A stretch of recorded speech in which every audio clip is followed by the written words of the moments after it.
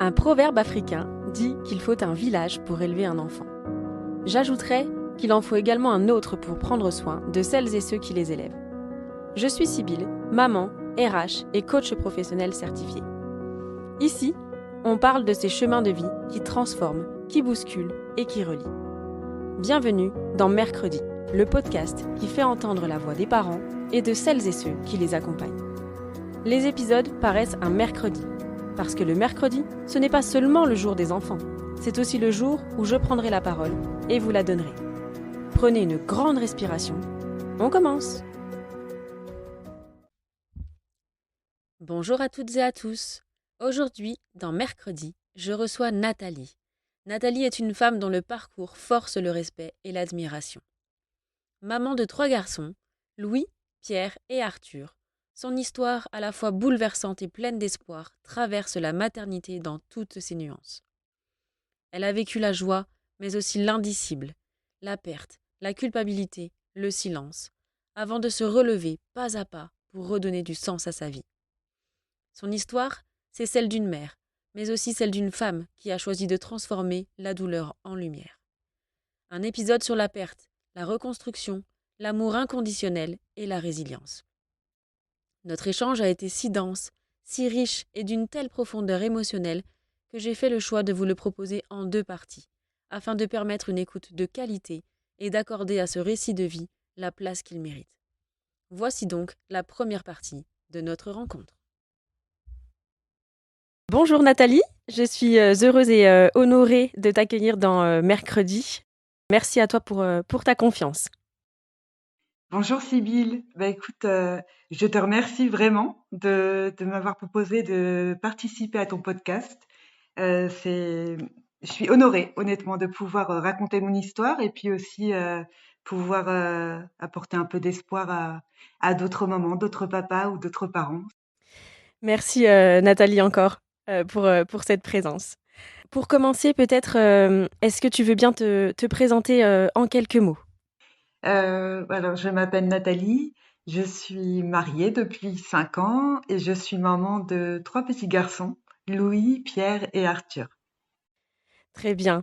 Revenons du coup peut-être au tout début effectivement de ton histoire de maman, avant même que tout ne commence. Donc effectivement, tu rencontres toi ton mari en 2017, si je ne me trompe pas. Et vous avez du coup pour projet donc de vous marier. Et effectivement, ce mariage est prévu donc en 2020, en plein Covid. Et donc un mariage en 2 temps avec la mairie du coup pendant cette période de Covid et plutôt un mariage plus organisé qui est prévu en 2021, donc après les différents confinements. Comment est née du coup votre envie de fonder une famille avec ton mari? Ça s'est fait en fait très naturellement. On s'est rencontrés, on a tout de suite été sur le, le même envie, oui, la même force, le fait de vouloir fonder une famille dans la continuité en fait de notre relation. Le fait de vouloir un enfant, de lui donner de l'amour et ça s'est fait vraiment naturellement. OK, donc quelque chose effectivement de linéaire dans votre parcours et puis finalement vient de cette première grossesse et finalement le mariage et le bébé se sont un peu, entremêlés, dans cette période, aussi particulière qu'est cette période de Covid. Comment, s'est passé du coup pour toi, le début de cette première grossesse? Alors oui, tout était un peu entremêlé, un peu en même temps pour le coup. Il y a eu le mariage, il y a eu l'emménagement parce qu'on venait de déménager aussi, et la première grossesse, donc Louis. Euh, euh, Écoute, ça a été un peu, tu vois, comme on imagine en fait une grossesse, c'est-à-dire avec le bébé, j'imaginais déjà les rendez-vous, voilà, avec les échographies. Enfin, on se projetait en fait vraiment. Tout se faisait dans la sérénité, dans voilà. Je revois encore le jour où on a annoncé même la grossesse à nos parents. C'est tout dans l'insouciance, dans l'excitation.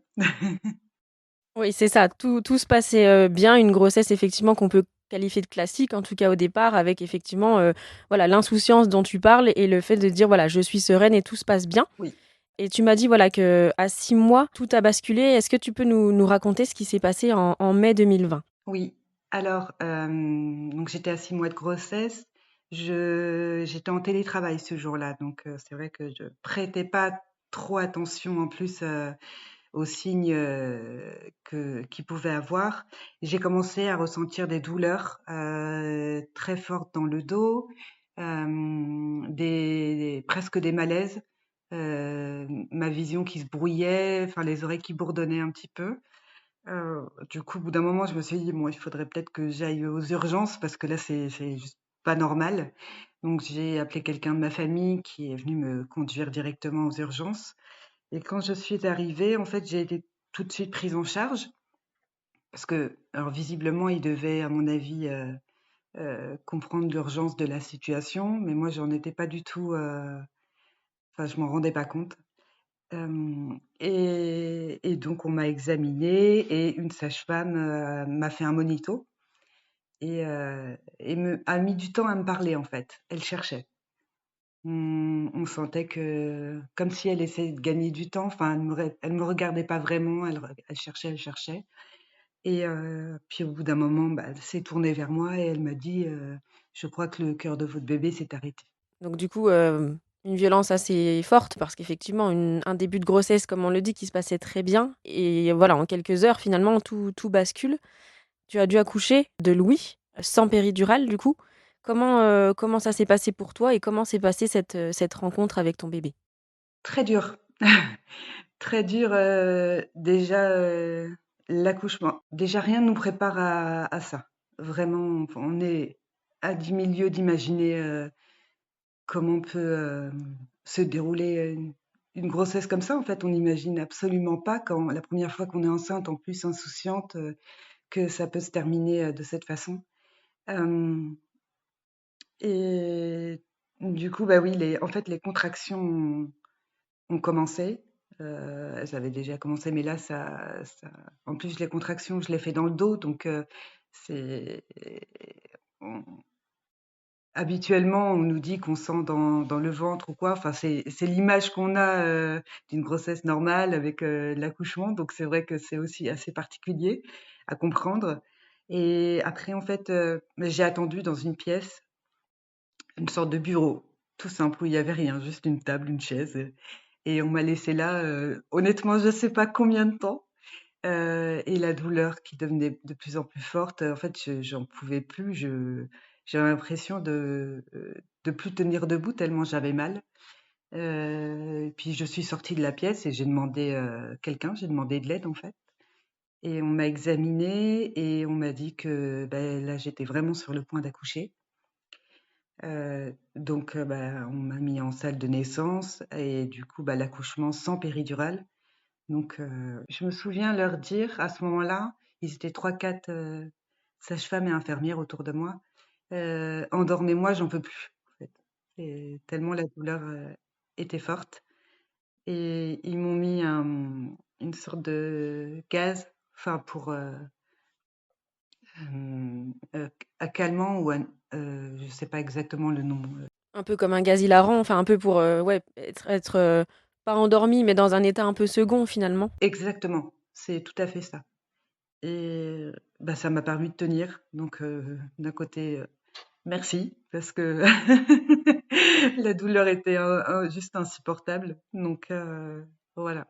Et compte tenu du contexte aussi, parce qu'une douleur comme ça, en plus avec, voilà, tout ce qui se passe autour et le fait de se dire que, bah, voilà, le bébé, dont on va accoucher ne sera pas viable, c'est encore quelque chose de particulier, d'autant plus pour supporter cette douleur-là, hein. Oui, oui, oui. Donc du coup, l'accouchement se fait, donc ton mari est présent? Non, non, non, je suis seule et mon mari est arrivé, le temps en fait, il travaillait, en région parisienne, donc il travaillait sur Paris et le temps qu'il arrive, il est arrivé une fois que Louis était là. Mais, il pouvait pas arriver plus vite, donc OK. Oui, bah, là, c'était l'urgence de la situation effectivement, et ensuite, du coup, vous avez pu tous les 2 donc rencontrer Louis. Comment ça s'est passé? Qu'est-ce que vous avez ressenti tous les 2 à ce moment-là? alors, moi, j'ai pu rencontrer Louis, avant qu'il arrive, déjà parce qu'il était déjà né. Hem, il en fait, les sages-femmes me l'ont mis rapidement dans les bras et alors j'étais encore un peu sous l'effet du gaz hilarant. Donc je me rendais pas vraiment compte en fait. Enfin, j'étais là, mais c'était vraiment pour anesthésier la douleur, les émotions aussi. Donc j'étais un peu dans un état second. Euh, mais j'ai profité de mon fils. Je l'ai tenu dans mes bras. Euh, Elles ont pris des photos aussi de lui, de nous, et des photos que j'ai gardées, que j'ai mis dans un album. Quelque chose de précieux, du coup, on reviendra sur ce côté photo et cet aspect important, la place des souvenirs, effectivement, et des photos dans ce deuil périnatal. Voilà, on reviendra sur ce sujet un peu après pour vraiment détailler, effectivement, ce point qui est aussi essentiel. Et ton mari, du coup, voilà, vous a rejoint, du coup, Louis et toi. Oui, oui, oui. Il nous a rejoints et en fait, quand il est arrivé, ça m'a rassurée d'un côté. euh, et le fait que, alors au début, il n'a pas voulu le voir, Louis. Ce que je comprends, c'est en plus, je n'imagine pas la violence de juste de l'apprendre en fait, parce que c'est pas moi qui lui ai appris. J'étais dans la douleur, donc je ne pouvais pas l'appeler, mais c'est une des sages-femmes qui a appelé mon mari. Et, et ça a dû être horrible, en fait. J'imagine même pas de l'apprendre déjà, tout simplement, et puis par une personne qu'il ne connaît pas. Donc, c'est une violence, en fait, de l'apprendre de cette façon, et après de venir jusqu'ici. Enfin, ça a dû vraiment tourner, retourner dans sa tête. C'est ça, c'est quelque chose effectivement là qui touche, les 2 parents. Donc la maman physiquement parce qu'effectivement il y a cet accouchement et voilà tout le contre-coup aussi à ce niveau-là, mais le papa aussi, hein, qui est impliqué et là comme tu dis, tout s'est fait, rapidement avec cet appel de la sage-femme. Un appel effectivement qui ne vient pas de sa propre femme parce que toi-même, voilà, tu vivais, les choses, physiquement. Il est arrivé, il a pas pu être là pour vivre ce moment, avec toi aussi. Donc voilà, il y a tout ça aussi à prendre en compte d'un aspect humain effectivement, dans le vécu de ces situations et de ce deuil aussi périnatal. Et justement, quelles sont les explications qui vous ont été données par les médecins à ce moment-là sur ce qui s'était passé? Alors, le jour même, pas d'explication. Hem, il n'avait pas de réponse, il ne savait pas pourquoi c'était passé. On a eu une réponse, 1 ou 2 mois après, après des analyses qui ont été faites, heu, sur Louis et des prises de sang, que j'ai eues, et en fait, l'explication, ça a été, que c'était dû à un hématome, rétroplacentaire. Et c'est tout ce qu'on t'a dit? Est-ce qu'on t'a expliqué ce que c'était à ce moment-là? Pas du tout. En fait, j'avais attendu le rendez-vous, quand je suis arrivée, dans le bureau, du chef de service, de l'hôpital où j'ai accouché, il a lu le compte rendu devant moi parce que je ne suis pas sûre qu'il en avait pris connaissance avant. Après ça c'est voilà, c'est mon interprétation. Après je ne suis pas sûre du tout, mais on aurait l'impression qu'il découvrait en fait qui j'étais et ce qui s'était passé. Donc il lit quelques lignes et après il me dit: «Bah, vous avez fait un hématome rétroplacentaire, voici votre dossier, merci et bonne journée». Enfin, en résumé, c'était ça. Donc pas vraiment d'accompagnement et ne serait-ce que pour expliquer ce que c'était, parce que justement quand on a échangé, ensemble pour préparer cet épisode, tu as parlé effectivement du poids de la culpabilité et de ce sentiment d'avoir fait quelque chose de mal. Est-ce que tu peux nous dire, voilà, ce que tu as pensé toi à ce moment-là quand on t'a parlé d'un hématome rétroplacentaire? Oui, la 1re chose, moi j'ai entendu que hématome. C'est tout ce que j'ai entendu. Hématome, bah, pour moi, ça rime avec, un bleu, un choc, donc je me suis dit, «D'accord, OK». Donc en gros, j'ai dû me cogner. Vraiment, je voyais que ça comme explication. J'ai pas dû faire attention, je me suis cognée, je sais pas, un coin de table ou quoi, au niveau du ventre et c'est ça qui a causé la mort de mon bébé. Moi, c'est tout ce que j'ai vu. Ouais, donc du coup, voilà, là, on voit bien effectivement que alors même si effectivement il y a eu un accompagnement, médical, parce que tu as été suivie, mais la communication en tout cas n'a pas été, fluide et complète pour expliquer, voilà, ce qu'était, en tout cas à ce moment-là, un hématome, rétroplacentaire. Parce que toi, effectivement, tu t'es fait ta propre interprétation parce qu'on n'est pas tous médecins et derrière, tu es reparti avec une culpabilité supplémentaire finalement, alors que, ben, on reviendra aussi sur ça par la suite, mais finalement, t'as aucune part de responsabilité dans l'hématome rétroplacentaire en tant que tel, mais voilà, ton interprétation, hématome égale bleu égale je me suis cogné, donc c'est de ma faute. Donc voilà, au-delà d'avoir perdu le bébé, de tout ce qu'il y a déjà à vivre, tu es reparti en plus avec un poids supplémentaire qui est cette culpabilité, hein. Oui, oui, oui. Et donc après la perte de Louis, il a fallu, voilà, continuer à avancer et vivre, ben, avec cette absence en se reconstruisant, un petit peu, on va dire. Comment est-ce que vous avez traversé avec ton mari les semaines et les mois qu'on suivi, notamment avec ce projet de mariage? Oui, ce projet de mariage, qui a été un peu, à ce moment-là, notre bouée de sauvetage, on va dire. Hem, on devait gérer le deuil, chacun à notre façon, et ensemble également. Mais vraiment se projeter dans le mariage qui arrivait, quelques mois après, ça a été notre façon de continuer à vivre, de pas de passer à autre chose parce que ça sera jamais le cas, mais vraiment de continuer à vivre, avec, heu, la naissance de Louis, avec tout ce que ça impliquait et derrière et voilà, avoir un moment de joie. Parce que même s'il n'était pas présent à nos côtés, je pense qu'il était à nos côtés quand même à notre mariage donc donc voilà et puis ça nous a permis de continuer à vivre. Ouais, c'est une façon pour vous de tenir, en fait, et de rester en mouvement, pour avancer, hein, effectivement. Donc ce mariage se fait, on en a parlé et tu m'as dit que, voilà, c'était un mariage, joyeux, même, voilà, malgré cet événement. Par la suite, à quel moment est revenu le désir d'avoir un nouvel enfant? Ça s'est fait assez vite, assez naturellement. En fait, après Louis, le fait qu'on n'avait eu aucune explication, par rapport à ce que j'ai eu, mais on s'est pas posé de questions, en fait. On a continué et on s'est dit: «Ben, on se lance dans une nouvelle grossesse, ça peut pas nous arriver une deuxième fois. C'est impossible. On se posait pas la question et donc, beh, est venue très naturellement, une nouvelle grossesse et je suis, tombée enceinte, quelques mois après. Donc quelques mois plus tard, tu retombes enceinte. On est fin 2021 du coup, si je me trompe, pas dans la genèse effectivement du parcours. Mais du coup, voilà, cette grossesse par contre est quand même vécue, très différemment, bah, pour toi aussi et pour vous en tant que couple. Est-ce que tu peux nous décrire, voilà, comment tu l'as vécue un peu entre espoir et peur? Oui, Surtout, voilà, sur les 6 premiers mois puisque du coup, Louis, est né, à 6 mois de grossesse. Cette fois-ci donc pour, Pierre, votre 2e enfant. Voilà, tu te dis un peu que tu étais en apnée ces 6 premiers mois. Est-ce que tu peux nous les décrire? oui. En fait, c'est comme si, je m'interdisais de vraiment, m'impliquer dans cette grossesse, même si il était là, voilà, je le ressentais, mais jusqu'à 6 mois, je me dis: «Non, je ne veux pas me projeter» parce que j'avais peur, en fait. C'était entre l'espoir, la peur, les voilà, les doutes.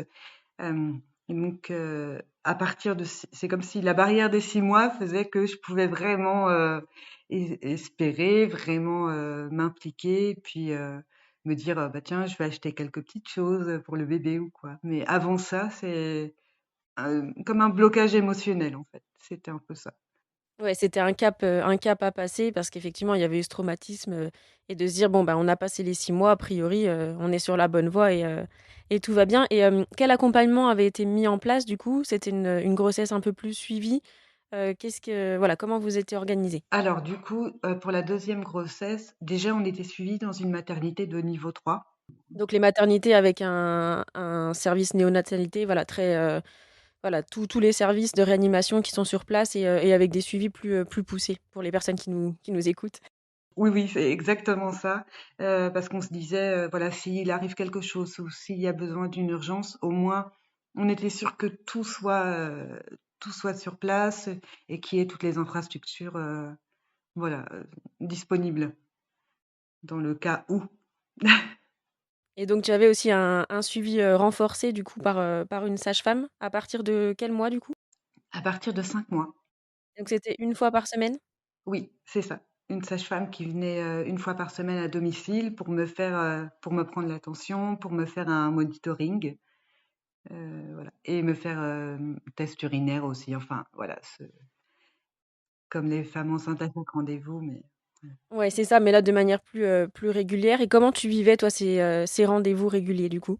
hem, stressée un petit peu à chaque fois, toujours avec, un peu cette peur de revivre la même chose et en même temps, c'était des moments précieux parce que, bah, c'était les moments où j'entendais le cœur de mon bébé. Stressé à chaque rendez-vous, mais finalement, rassuré après chaque rendez-vous aussi. Parce que du coup, voilà, le stress de débuter le rendez-vous et de se dire: «Bon, est-ce que tout va bien?» Mais une fois que le rendez-vous est fait, de se dire: «Bon, voilà, là, je suis contente, j'ai entendu son cœur et on est reparti, pour une semaine de plus», on va dire, jusqu'au prochain, monitoring. Mais c'est tout à fait ça.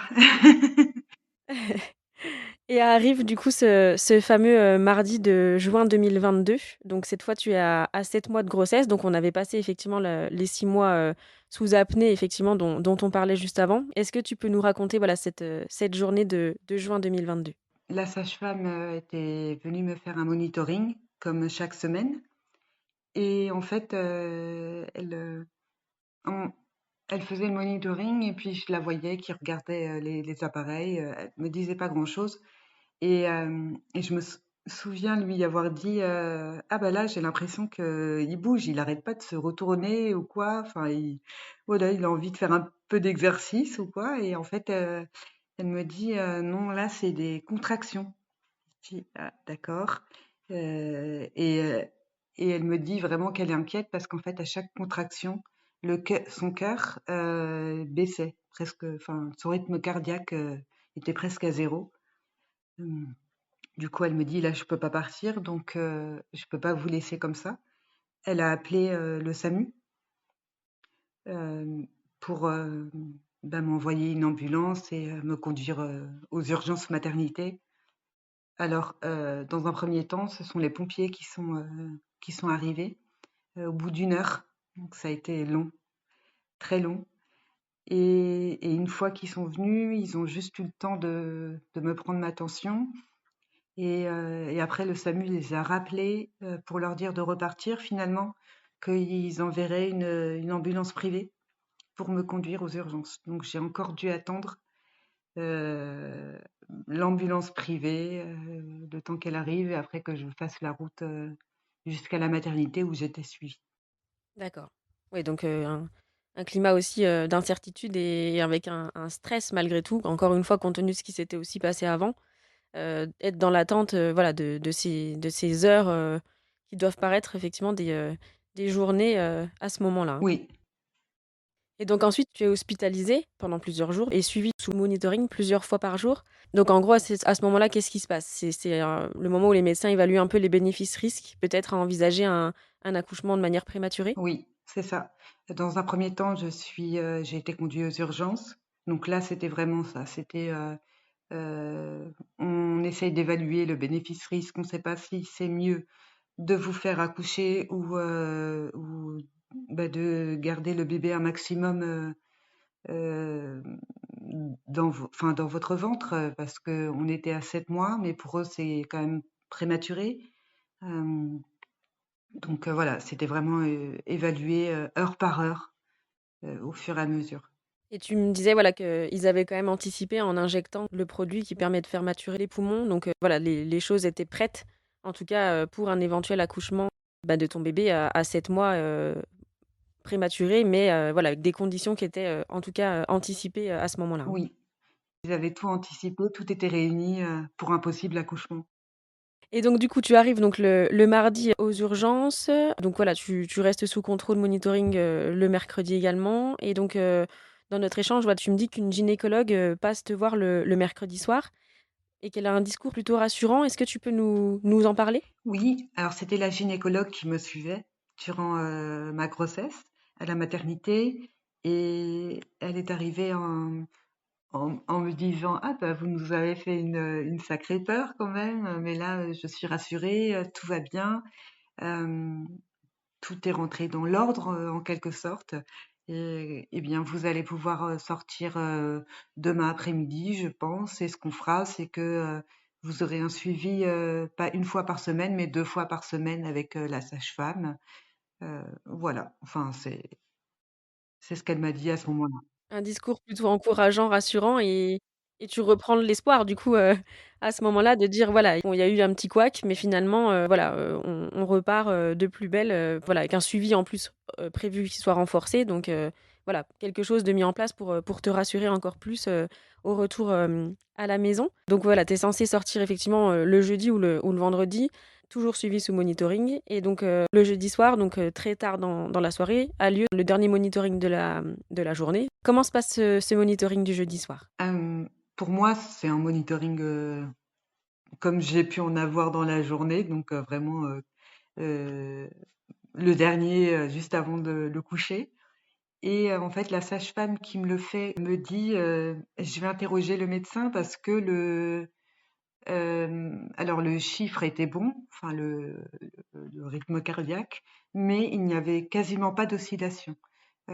Sur un monitoring, bah, ça fait un peu en dents de scie et là, c'était vraiment, bah, quasiment une ligne droite, en fait, vraiment assurée, mais très, très, réduit. Donc elle me dit: «Je trouve que le rythme est étrange et je vais interroger, le médecin». Donc moi, j'ai juste attendu, personne n'est revenu après, donc c'est moi qui ai posé la question. En fait, j'ai appelé une infirmière ou sage-femme et je lui ai demandé: «Est-ce que vous avez eu un retour du coup du médecin par rapport à votre question?» et elle m'a dit: «Oui, oui, le médecin a dit: «C'est bon, il y a pas de problème, tout va bien». Bon, bah, OK, très bien, bah, rassurée encore une fois et puis voilà après je me suis couchée, tout simplement. Donc sereine là plutôt effectivement, de dire: «Bon voilà, c'était peut-être une erreur» parce qu'encore une fois c'est des machines, hein, donc voilà les machines ne sont pas infaillibles également. Donc le lendemain matin tu te lèves et donc là un nouveau monitoring comme les jours précédents et comment se passe, cet examen? Dans le flou, en tout cas pour, la personne, qui me fait le monitoring parce que à ce moment-là, elle n'arrivait pas à trouver le rythme. Donc elle me dit, «Ah bah, il est capricieux ce matin, on va aller, plutôt passer une échographie». Donc je du coup, je vais avec elle en salle d'écho et là, c'est un médecin qui vient, je ne la connaissais pas. C'est la première fois que je la voyais et donc c'est elle qui m'a fait, l'échographie ce matin-là. Un examen, un peu particulier. Est-ce que tu peux du coup nous expliquer, bah, ce qui s'est passé et surtout les mots qui ont été, prononcés et l'attitude de ce médecin? Oui, alors, assez froide, dans le sens où, bah, elle ne me regardait pas vraiment et on n'a pas échangé 2 mots, en fait. Elle était là vraiment pour l'écho et elle a regardé, rapidement et après, elle a juste dit, «Il y a pas de cœur» et après elle s'est levée et elle est partie. C'est la seule fois que je l'ai vue et voilà. Je l'ai pas revue après. Donc un manque d'empathie, hein, effectivement, compte tenu de la situation, en tout cas de la part de ce médecin. Qu'est-ce que tu as ressenti, toi, du coup, à cet instant? Voilà, tu m'avais expliqué qu'il y avait une sage-femme aussi, avec toi. Comment vous avez vécu, bah, cet instant toutes les 2? Juste à ces 3 mots, je me suis effondrée, en fait. Ça a été vraiment instantané. J'ai envie de dire d'un côté, j'arrivais pas à y croire, mais en même temps, j'ai ces 3 mots et je les ai reçus, oui, enfin, je sais pas comment expliquer. C'était comme, Ouais, bouleversant et puis un peu, ben, voilà, comme, une épée, qui te tombe dessus, quoi. Tu te dis: «Mince, c'est pas possible». c'est un peu un coup de poignard, ça a été, et donc oui, je me suis effondrée, instantanément et la sage-femme qui était à côté de moi, que j'avais vue ces derniers jours en fait, bah, en me voyant comme ça, elle était tellement touchée, elle s'est mise à pleurer aussi donc c'est vrai que, c'était un moment de partage, particulier mais elle était là en tout cas. Bah, au moins elle était, peut-être un peu trop du coup dans la sympathie, que dans l'empathie, mais au moins l'émotion était partagée et beaucoup plus dans l'humain que ce médecin qui, voilà, a utilisé, alors c'est très factuel, il y a pas de cœur, mais je trouve que voilà les mots, on en reparlera aussi sur d'autres sujets, mais les mots, ont un vrai poids dans les épreuves qu'on peut traverser et là du coup oui, c'était quelque chose, qui a été assez violent, en tout cas, dans ce que tu as pu vivre. Et donc, Nathalie, est-ce que tu peux ensuite nous expliquer comment s'est passée la suite et l'accouchement de Pierre? Oui, alors la suite, ça a été déjà les contractions qui ont suivi. Hem, heu, ça se déclenche en fait, mon petit bonhomme était décédé, donc il fallait que j'accouche, assez rapidement. Donc les contractions, ont suivi, toujours dans le dos, donc bon, je connaissais un peu plus mon corps, donc voilà, j'ai pas eu de mal à les repérer. Après par contre, j'ai pu avoir une péridurale, ce qui changeait de mon premier accouchement et donc ça a été la péridurale et après ça a été attendre, que Pierre, naisse. Donc cette fois-ci, voilà, un accouchement quand même sous péridurale par rapport effectivement à l'accouchement que tu as pu avoir pour Louis. Est-ce que vous avez souhaité, ton mari et toi, du coup, rencontrer Pierre cette fois-ci? Non, pas tout de suite en fait. Dans un premier temps, on nous a posé la question: «Est-ce que vous souhaitez le voir?» et notre réponse, on s'est regardés, mais on avait la même réponse, à ce moment-là, c'était, «Non, on préfère pas». Et donc la personne, la sage-femme, très douce d'ailleurs et je la remercie vraiment parce qu'elle, elle a entendu notre réponse, elle nous a dit, «D'accord, j'entends, il y a pas de problème. Si vraiment vous avez envie de le voir après ou dans 1 heure ou dans 2 heures ou dans 3 heures, surtout, dites-le moi parce que voilà, vous pouvez changer d'avis et dites-le moi juste, voilà».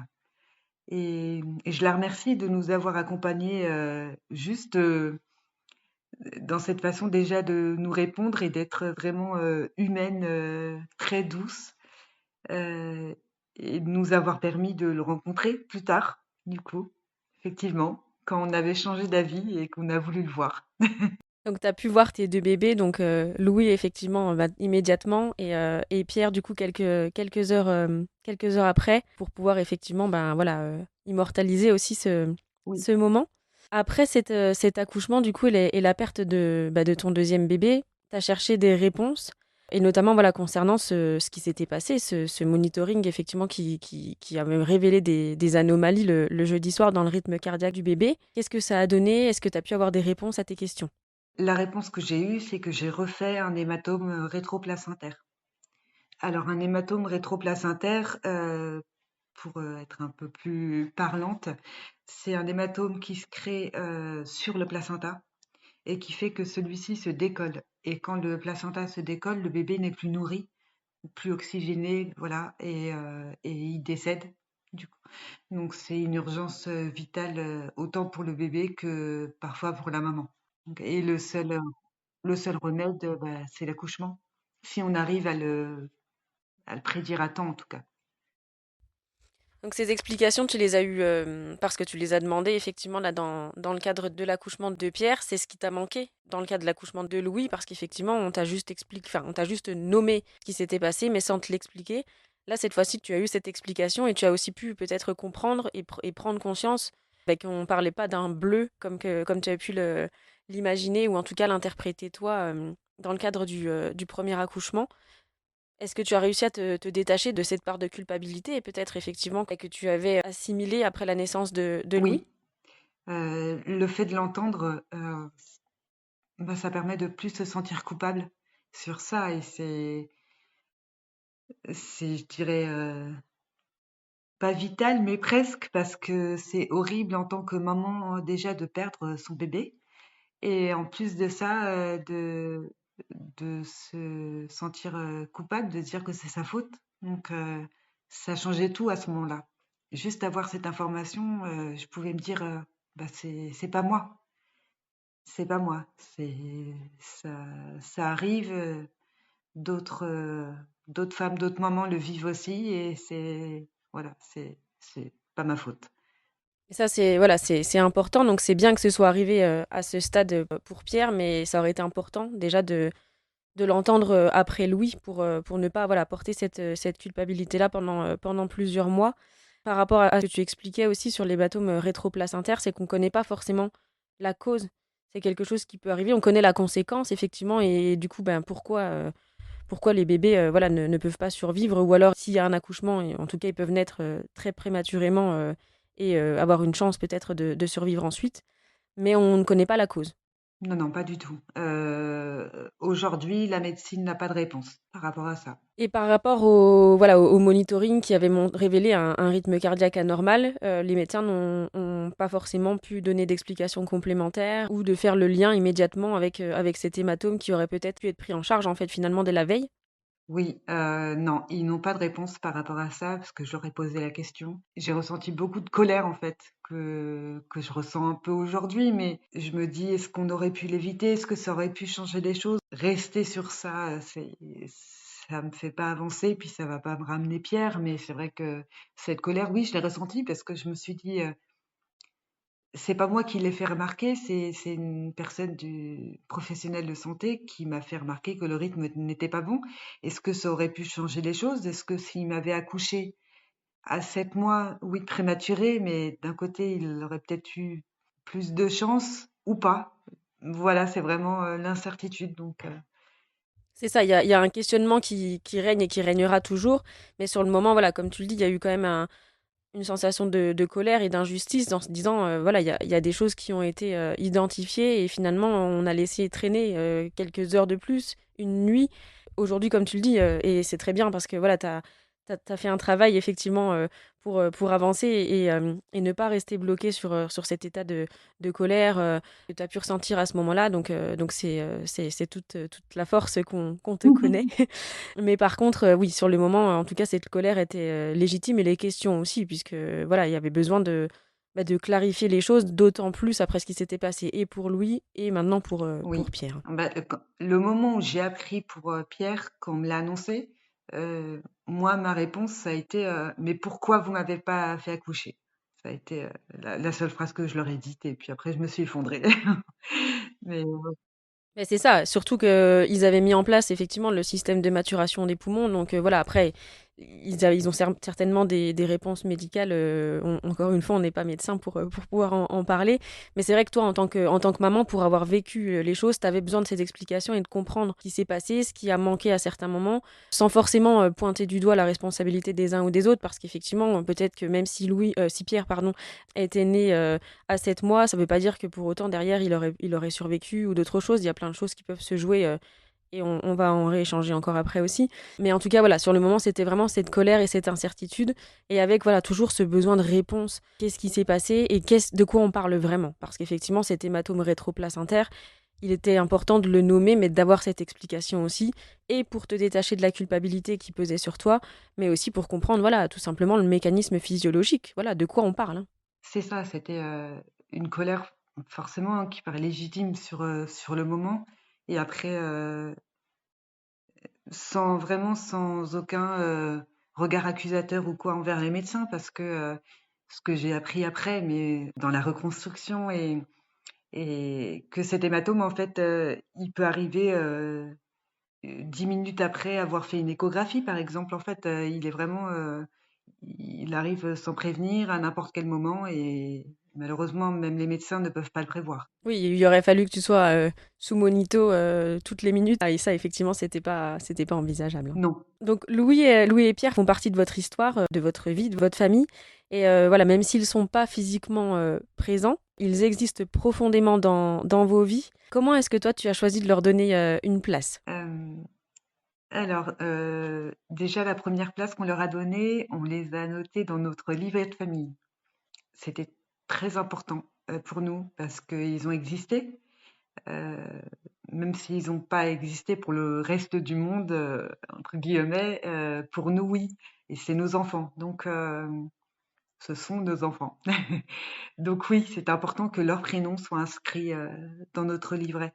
Ça, c'est important. Donc, tu as pris effectivement les photos dont on a parlé tout à l'heure. C'est quelque chose d'important pour voilà, te souvenir, pour revivre ce moment positivement, j'entends, voilà, et se dire, voilà, c'est mon enfant, c'est le souvenir que j'en ai aussi. Et cet instant, voilà, de de partage qu'on a pu avoir, il est intact parce que du coup, pris sur l'instant, effectivement, par cette photo. Tu m'as parlé aussi d'un olivier. Oui, juste après, Louis, des amis à nous sont venus, hem, heu, pour être là, pour, juste être présentes, pour nous dans ce moment, difficile et elles nous ont ramené un olivier qu'on a planté dans notre jardin et pour nous, du coup, c'était le symbole de Louis, en fait. Donc c'est vrai que des fois, on on rigole, on parle un peu au singulier, on dit: «Ah bah, comment va Olivier?» «Il va très bien, il grandit bien» et bah, c'est symbolique, vraiment, c'est symbolique. Et c'est votre manière à vous, voilà, de leur donner cette place, effectivement, à tous les deux. Et du coup, voilà, est-ce que dans ton entourage, tu as senti par contre que les personnes avaient du mal à reconnaître cette maternité? Tu viens d'utiliser un terme fort que tu avais déjà évoqué quand on a échangé toutes les deux, quand tu m'as dit que, voilà, à cet instant, quand vous étiez vers vos bébés, vous n'étiez pas parents pour le reste du monde, mais que ton mari et toi, vous vous ressentiez parents. C'est une phrase qui est forte et qui est importante. Est-ce que tu peux nous en dire plus sur cette phrase et sur ce que tu as ressenti par rapport à ton entourage et à la reconnaissance de cette maternité et de cette parentalité? Alors pour Louis et Pierre, bah, c comme je l'ai dit, en fait, c'est on est parents. On a on est devenus parents de Louis, de Pierre, mais pour nous. Pour nous dans le sens où, bah, personne ne les a vus. Donc c'est comme s'ils n'existaient que pour nous. Vraiment, au sein de enfin pour moi, la maman, pour le papa mais pas pour le reste du monde. Personne ne les a vus, donc ils sont pas réels, donc ils n'existent pas. Donc on peut pas en parler et ça a été dur, très dur, encore aujourd'hui parfois, hem, de se dire, pourquoi on n'apparaît pas comme, des parents en fait. C'est comme si on n'avait pas le droit d'en parler parce que, c'est alors en même temps, c'est compliqué pour nos familles parce qu'ils se disent, «Si on en parle, on va les refaire souffrir». Donc donc en fait, on comprend. Il y a vraiment pas de négativité dans tout ça, mais c'est juste que parfois, on aimerait, pouvoir apparaître, vraiment, voilà, comme des parents, tout simplement. Même s'ils sont pas avec nous, heu, ça reste nos enfants, donc on aimerait le faire savoir, Et c'est important ce que tu dis là parce qu'effectivement, il y a les deux visions. La vision peut-être même protectrice de l'entourage qui préfère ne pas en parler de peur de blesser, de peur de replonger les personnes dans ce traumatisme. Et en même temps, votre vision à vous, où bah, peut-être que parfois, c'est jamais faire comme si de rien n'était, parce que comme tu le dis, vous vivez avec, mais parfois, cette envie, ce besoin peut-être d'en parler, et oui, de dire, bah oui, je suis maman. Ce qui peut peut-être étonner, parce qu'effectivement, les gens se disent, bah oui, mais les enfants ne sont pas là, oui, mais je suis maman. J'ai porté 2 fois la vie, j'ai accouché à 2 reprises, j'ai entendu les cœurs battre, enfin voilà.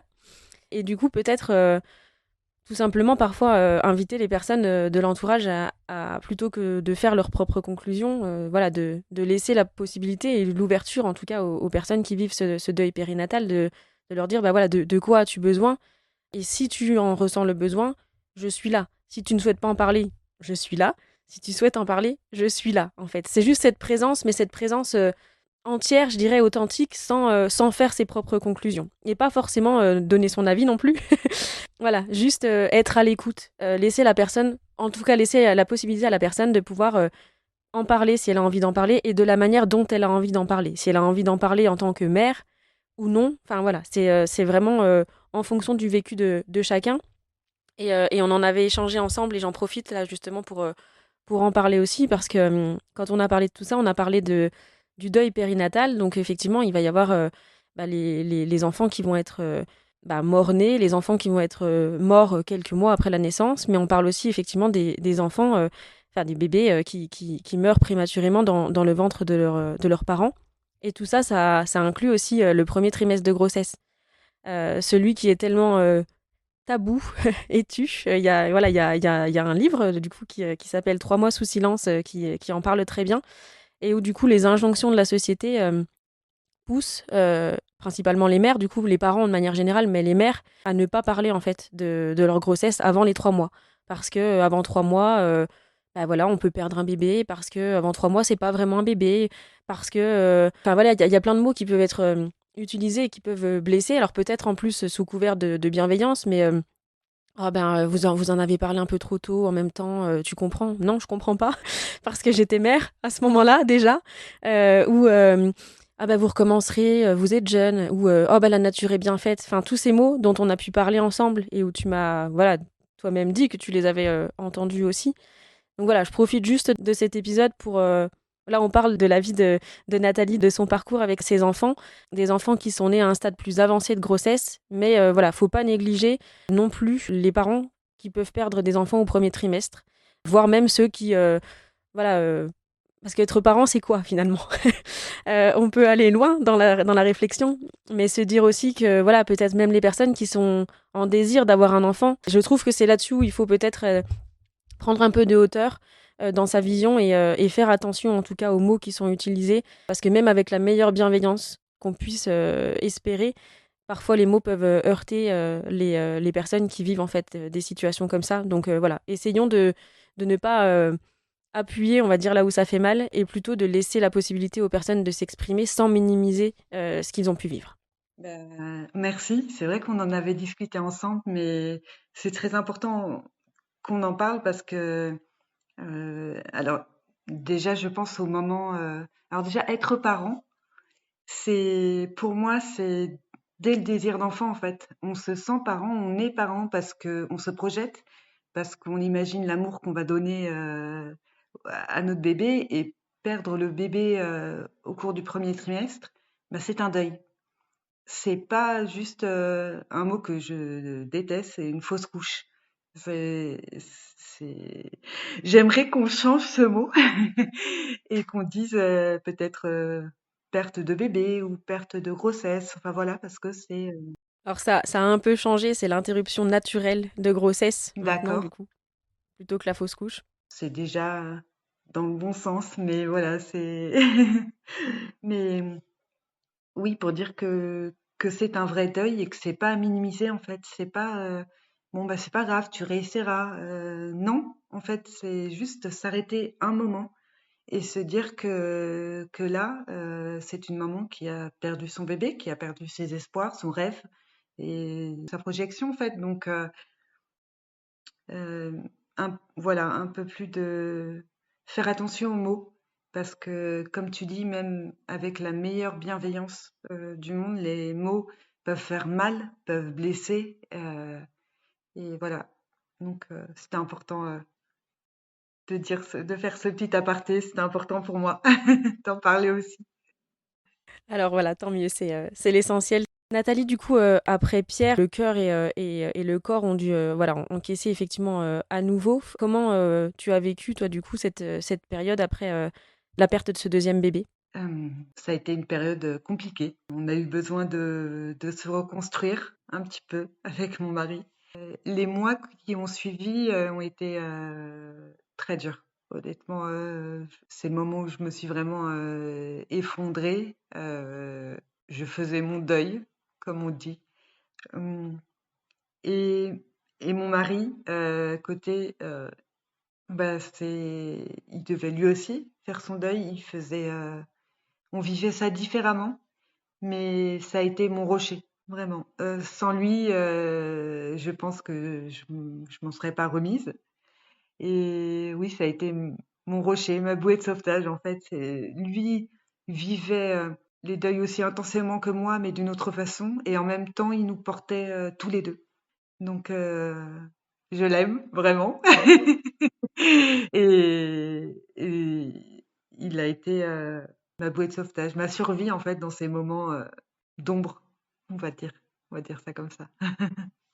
Il vous a porté effectivement et voilà, ces 2 épreuves, ont déjà renforcé effectivement votre amour et votre couple. Et après cette tempête, on va dire qu'il y a une forme de retour à la vie, si je puis dire. Tu as repris le travail. On en a parlé et tu me disais que voilà, tu as eu besoin effectivement de t'isoler pendant plusieurs mois, de couper un peu avec tout ça, où voilà, tu l'évoques, ton mari a été un vrai soutien. Et ensuite, t'as ressenti le besoin de ne plus être isolée, par contre. Voilà, de revoir du monde, de retravailler. Et puis, il y a eu la période de Noël, du coup. Un Noël, du coup, que tu n'as pas voulu fêter cette année-là. Est-ce que tu peux nous en parler?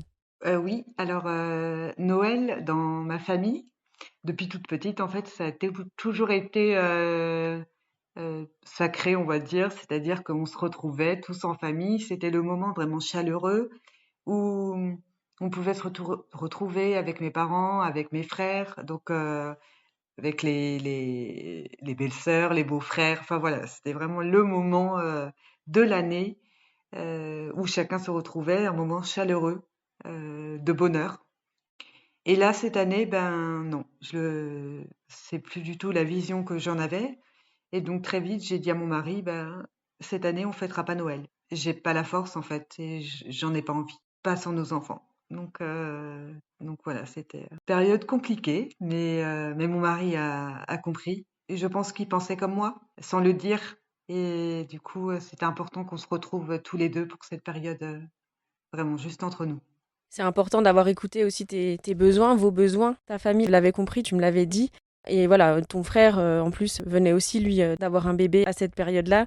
Donc voilà, ça aurait rendu effectivement le moment plus difficile que joyeux.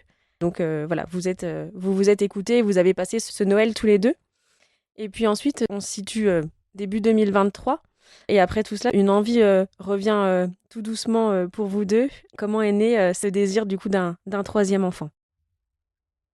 Merci d'avoir écouté cette première partie de l'épisode avec Nathalie.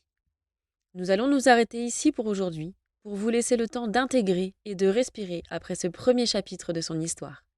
Je vous retrouve exceptionnellement dès la semaine prochaine pour la seconde partie de cet épisode, où nous poursuivrons ce chemin de parole, de vérité et de reconstruction. D'ici là, prenez soin de vous.